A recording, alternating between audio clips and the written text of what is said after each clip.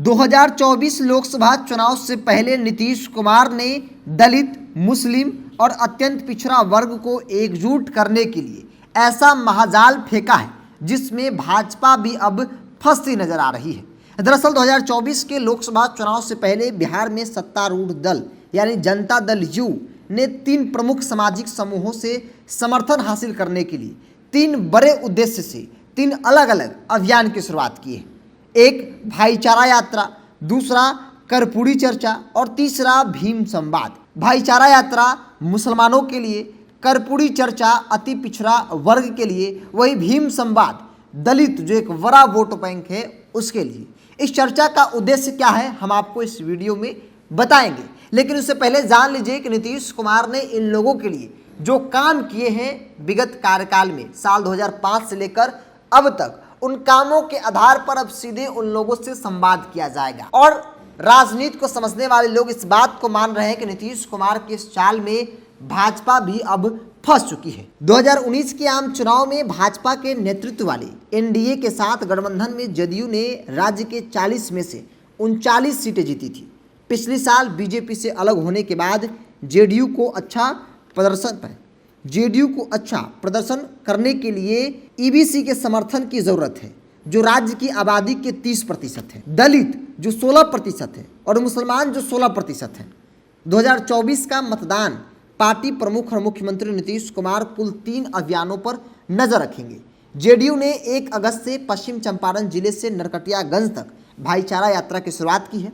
Party MLC Khalid Anwar को इस यात्रा की जिम्मेवारी जो है वो दी गई है। यह यात्रा 24 विधानसभा सीट मुस्लिम बहुल सीमांचल क्षेत्र में केंद्रित है, जिसमें पूर्णिया, किशनगंज, अररिया और कटिहार जिला भी शामिल है। इस यात्रा के तहत शांति का संदेश देना है, क्योंकि इन दिनों विपक्षी पार्टियां, बिहार में सत्तारूढ़ पार्टियां केंद्र की भाजपा सरकार पर आरोप लगा रही है कि देश में हिंदू और मुसलमान कराकर भाजपा जो है वो चुनाव जीत रही है, यानी कि 2 धर्मों के बीच विवाद, दंगा उत्पन्न कराकर।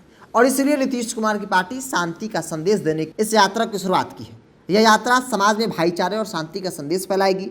बिहार को अब इसकी सबसे अधिक आवश्यकता है, क्योंकि भाजपा नफरत फैलाने में लगी है। इन तमाम बातों का जिक्र महागठबंधन और जेडीयू के लोग कर रहे हैं। बिहार के पूर्व मुख्यमंत्री और ईबीसी नेता कर्पूरी ठाकुर के नाम पर कर्पूरी चर्चा 6 अगस्त को लॉन्च की गई है और 24 जनवरी 2024 तक चलेगी। ब्लॉक स्तर पर चर्चा की श्रृंखला का उद्देश्य ईबीसी वोट बैंक तक पहुंचना है, जिसने नीतीश कुमार को सत्ता में बनाए रखा है।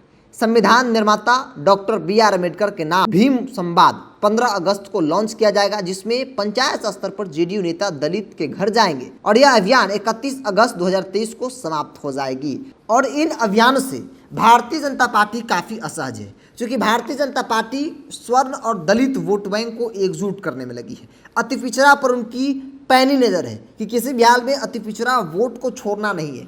अति पिछड़ा वोट बैंक पर ऐसी नजर है जैसे अति पिछड़ा 24 में उनके साथ ही रहेगी। अब दरअसल समझिए कि नीतीश कुमार का कितना बड़ा चाल है। दरअसल बिहार में ईबीसी अत्यंत पिछड़ा वर्ग की आबादी 30% है, दलित की आबादी 16। दलित और ईबीसी को जोड़ दिया जाए तो 46% वोट हो जाते हैं।